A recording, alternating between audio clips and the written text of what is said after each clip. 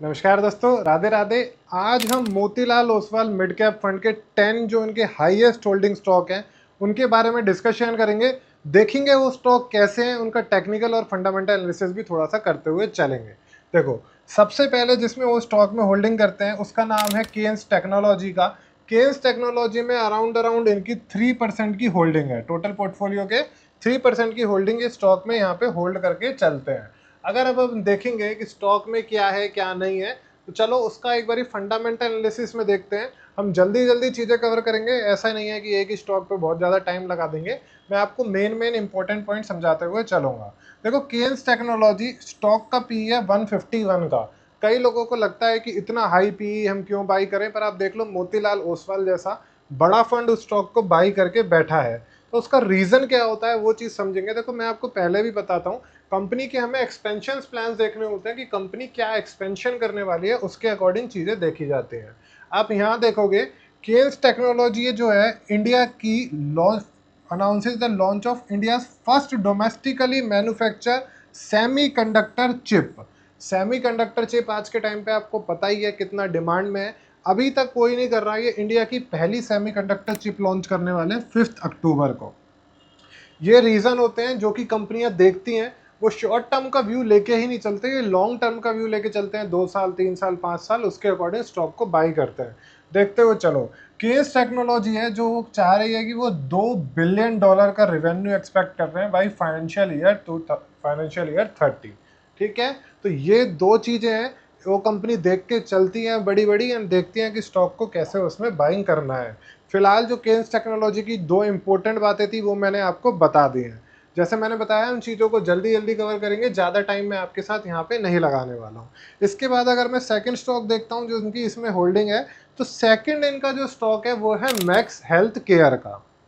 ठीक है, ये आपके सामने स्टॉक के चार्ट हैं। ये चार्ट है मैक्स हेल्थ केयर के, यानी कि हेल्थ केयर की ये कंपनी है।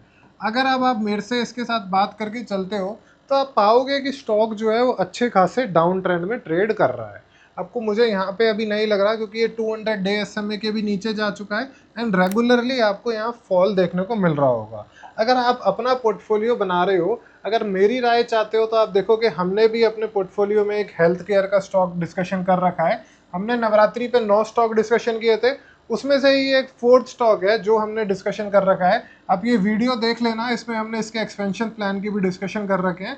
स्टॉक का नाम है, अगर आपको हेल्थ केयर में से लेना है, तो स्टॉक का नाम है मेदांता। मुझे मैक्स हेल्थ केयर से अच्छा पर्सनली मेदांता स्टॉक लगता है हेल्थ केयर की, अगर हम बात करते हुए चलते हैं। इसमें भी आप देखोगे तो इनकी जो होल्डिंग है अराउंड अराउंड 3% की ही निकल के आई हुई है। थर्ड हम स्टॉक देखते हैं। थर्ड हमें जो स्टॉक देखना है वो है पॉलीकैब का। और पॉलीकैब में आप देख सकते हो इनकी अराउंड अराउंड 6.22% की होल्डिंग निकल के आ रही है। चलो, पॉलीकैब के एक बारी चार्ट को देखेंगे, समझेंगे कि स्टॉक कैसा है, एंड उसके अकॉर्डिंग ही देखेंगे क्या हम इसमें पोजीशन बना सकते हैं नहीं। पॉलीकैब फंडामेंटली कंपनी बहुत अच्छी है। फंडामेंटली कंपनी में कोई दिक्कत की बात नहीं है। पॉलीकैब के आप चार्ट्स देखो, आपको चार्ट्स भी बहुत अच्छे यहाँ पे देखने को मिल रहे होंगे।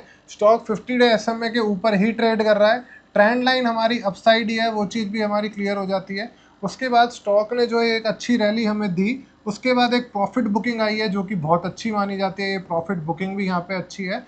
तो बात अगर हम इसको करते हैं, तो ये स्टॉक अच्छा लग रहा है। इसको अगर कोई चाहता है अपनी नज़र में रखना, पोर्टफोलियो में रखना, तो इसको बना के रख सकता है। इसमें होल्डिंग भी इनकी अच्छी खासी जो निकल के आई हुई है। अपने पोर्टफोलियो का एटलीस्ट 6% पॉलीकैब में ये मोतीलाल ओसवाल होल्ड करते हुए चलता है। ठीक है, आगे बढ़ते हैं। और एक और कंपनी, अब इनकी जो IT सेक्टर की एक कंपनी है। अब देखो, आगे बढ़ते हैं, एक बारी मैं आपको दिखा देता हूँ। इनका परसिस्टेंट सिस्टम में भी काफ़ी अच्छा होल्डिंग है। ये है परसिस्टेंट सिस्टम, और आप देखो इसमें 8.39% कंपनी होल्ड करती है। परसिस्टेंट सिस्टम कंपनी करती क्या है? कंपनी है IT के बिजनेस में। अब IT की जहाँ बात आ जाती है, फिलहाल उसमें आप सब लोगों को पता ही है कि जो US से ट्रेड डील का टेंशन चल रहा है, उसकी वजह से हम IT सेक्टर में अवॉइड करना चाहते हैं।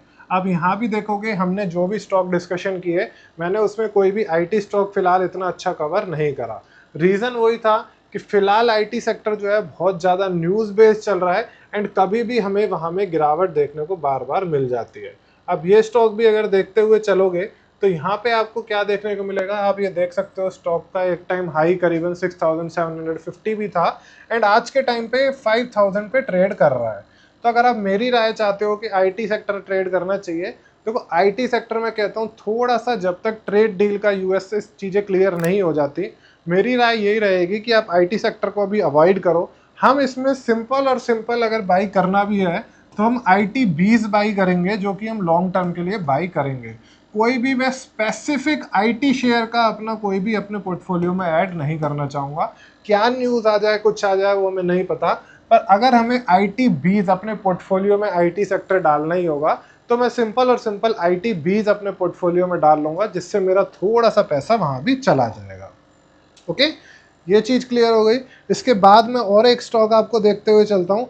एक और स्टॉक जो ये होल्ड करते हैं, बड़ा ही अच्छा नाम, बड़ा ही तगड़ा काम, वो है पेटीएम का। यानी कि 197 सॉल्यूशन करके कम्युनिकेशन करके कंपनी है, इसको ये होल्ड करते हैं। देखते हैं इसमें भी इनकी कितनी होल्डिंग बनी हुई है, एक बारी फटाफट से देखने का ट्राई कर लेते हैं। देखिए ये है 197 का एंड 8.68%, ये भी काफ़ी ज़्यादा होल्डिंग इसमें कंपनी करते हुए चलती है। तो पेटीएम की अगर हम बात करते हुए चलते हैं, देखो किसी टाइम पे ये लिस्ट जो हुआ था, इसको हम डेली से एक बारी वीकली चार्ट्स पे कर लेते हैं, फिर थोड़ा सा ज़्यादा अच्छे से समझते हुए चलेंगे। चलो ये है आपके सामने इसके वीकली चार्ट। देखो ये लिस्ट हुआ यहाँ पे अराउंड जो कि लेवल निकल के आए हुए हैं 2000 के। ओके 2000 पे ये लिस्ट हुआ था पेटीएम का स्टॉक। हर किसी की इसने वेल्थ को एक बार ही डिस्ट्रॉय कर दिया था एंड स्टॉक अराउंड आपके 350 लेवल्स पे भी आ चुका था। जिन लोगों ने यहाँ पे बाई करा होगा उनको देख सकते हो कितना बड़ा ये फॉल देखने को मिला था। उसके बाद कंपनी ने फिर से रिवाइव करना स्टार्ट करा है एंड आज के टाइम पे 1150 पे ट्रेड कर रहा है। कंपनी का जो रिवाइवल प्लान है, कंपनी बहुत अच्छी आ रही है। अब सब लोगों को पता होगा पेटीएम ने अपना बिजनेस जो था, अपना टिकट बुकिंग का बिजनेस था, ये टिकट बुकिंग के जो बिजनेस था इन्होंने डिस्ट्रिक्ट को सेल कर दिया था। ठीक है, तो इसी टाइप से कंपनी अपने कुछ बिजनेसेस को सेल करा, पर अब पेटीएम अपना थोड़ा सा इसको रिवाइवल कर चुका है। पर अभी भी इसको अगर आप देखोगे तो 150 पे है, आपको थोड़ा सा ओवर वैल्यूड ही लगेगा। ठीक है, फिनटेक कंपनी है ये। फिनटेक कंपनी उसमें इतना ज़्यादा, क्योंकि रूल्स एंड रेगुलेशंस काफ़ी होते हैं, गवर्नमेंट के रूल्स एंड रेगुलेशंस काफ़ी आते हैं, तो इस स्टॉक में आप थोड़ा सा अगर रिस्की प्ले करना चाहते हो तो ही पोजीशन बनाने की तरफ देखें, अदरवाइज इस स्टॉक को आप अवॉइड करके चलें। होल्डिंग मैंने इसमें भी आपको बता दी, अराउंड 8.68 की इसमें होल्डिंग है। ओके, आगे बढ़ते हैं। देखो इसके बाद जो हमें स्टॉक कवर करना है वो है कल्याण ज्वेलर्स का। कल्याण ज्वेलर्स में इनकी होल्डिंग आप देखोगे अभी फिलहाल है 8.70 की। इसके अलावा भी इनके कोई एडिशन होंगे, डिलीशन होंगे, उसकी भी वीडियोस हम आगे जाके कवर करेंगे। पर अभी 10 स्टॉक, क्योंकि दशहरा है इसी वजह से स्पेसिफिक मैं आपके साथ 10 स्टॉक्स लेके आया हुआ हूँ। तो जो हमारा 5th स्टॉक यहाँ पे निकल के आया हुआ है वो है कल्याण ज्वेलर्स का। चलो गोल्ड के रेट मार्केट में आपको पता ही है आज के टाइम पे कितना अच्छा चल रहे हैं, बहुत ज़्यादा पे हम ट्रेड कर रहे हैं। सीधा इन कंपनीज को, ज्वेलरी कंपनीज को इफेक्ट पड़ता है। तो एक बारी कल्याण ज्वेलर्स के चार्ट देखेंगे हम उसमें कहाँ पे कब इसको ऐड कर सकते हैं एंड आगे पोजीशन बनाने की तरफ देख सकते हैं। ये हमारे वीकली चार्ट्स हैं, तो वीकली से फिर वापस हम आ जाते हैं एक बारी डेली चार्ट्स पे। चलिए ये आ चुके हैं अब हम डेली चार्ट पे। इसमें भी आप देख लो जो ट्रेंड चल रहा है वो डाउन साइड का ही ट्रेंड चल रहा है।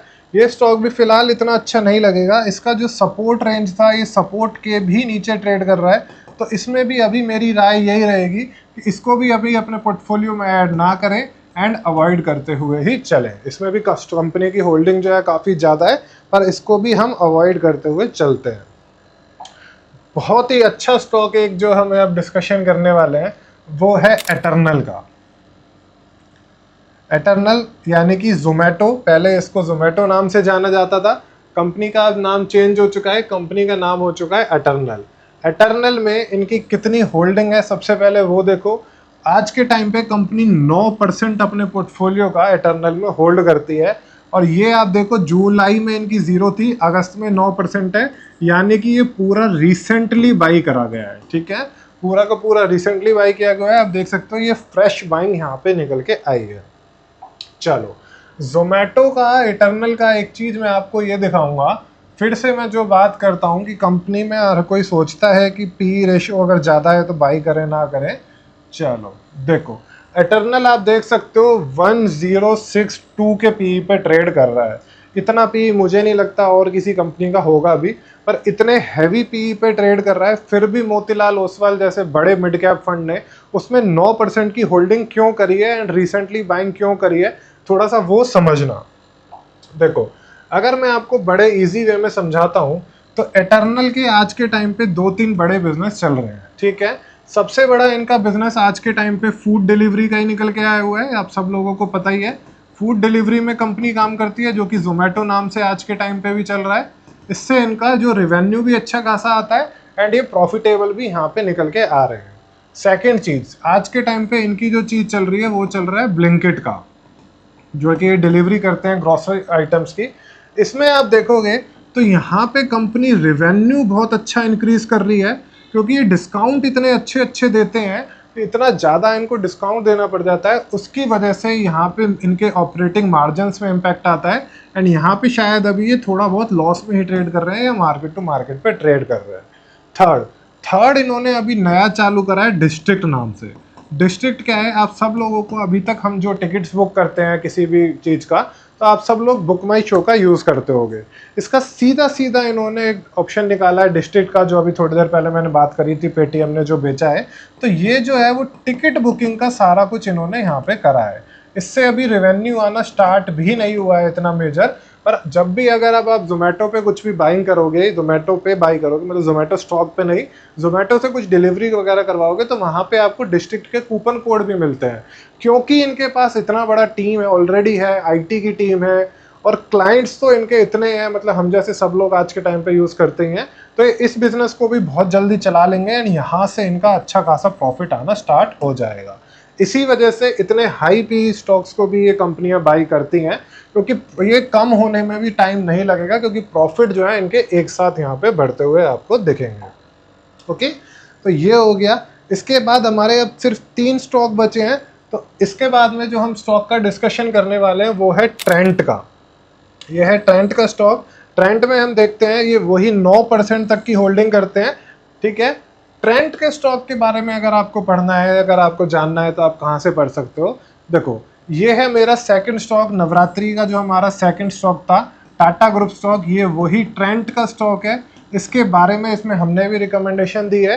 ये ऑलरेडी 11 मिनट का वीडियो है। अगर आपको ट्रेंट के बारे में पूरा जानना है तो इस वीडियो को देख लेना। वैसे तो इसका पूरी प्लेलिस्ट का डिस्क्रिप्शन में ही आपको लिंक मिलेगा। स्पेसिफिक देखना है, मेदांता बता दिया। ये है आपका ट्रेंट, जो टाटा ग्रुप का स्टॉक हमने डिस्कशन किया था।